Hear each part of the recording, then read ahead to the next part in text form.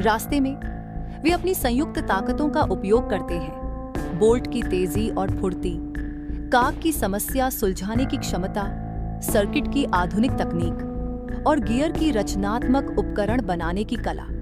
जैसे ही वे टेंगो के स्थान के करीब पहुंचते हैं, उन्हें पता चलता है कि जंगल में पुराने, खराब हो चुके रोबोट्स हैं जो दुश्मन बन चुके हैं।